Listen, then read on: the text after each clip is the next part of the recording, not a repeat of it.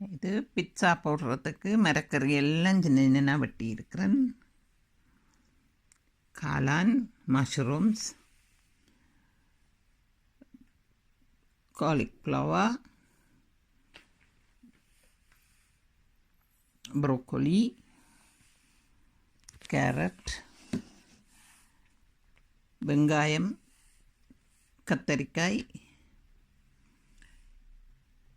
இஞ்சி, உள்ளி, பச்சை மிளகாய் இவ்வளோ சாப் பண்ணி வச்சுருக்கேன். உங்களுக்கு உரைப்பு வேண்டாம்னு சொல்லிச்சுன்னா பச்சை மிளகாயை குவிட் பண்ணலாம். பச்சை மிளகாய் தேவையில்லை.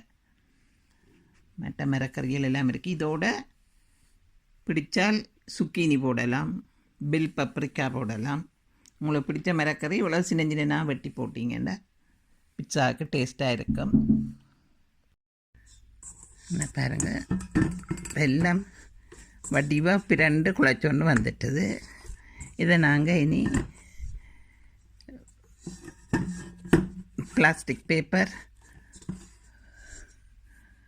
ஃப்ரெஷ் ஃபோலி போட்டு மூடி புளிக்க கொஞ்சம் ஒரு மணித்தியாலம் விட்டால் அது ஊதி வரும். அது பிறகு தான் நாங்கள் பிட்சா உருட்டலாம். பாருங்கள், இதுக்கு மேலே கொஞ்சமாக இப்படி தூவிட்டு அது பிறகு பிட்சா உருட்ட தொடங்குவோம்.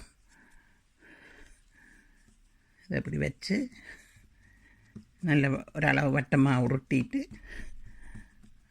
அது பிறகு காட்டுறேன். Homemade pizza, vegetable pizza, no all-purpose flour. This is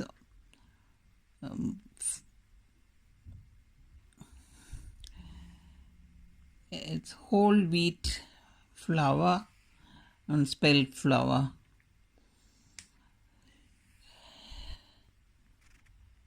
பத்து நிமிஷம் 12 நிமிஷத்தில் பிட்சா பேக் பண்ணியாச்சு.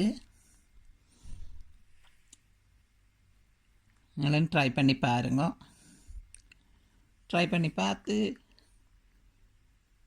லைக் பண்ணுங்க, ஷேர் பண்ணுங்க, சப்ஸ்கிரைப் பண்ணுங்க, கமெண்ட் பண்ணுங்க எப்படி இருக்குன்னு சொல்லி. தேங்க்யூ.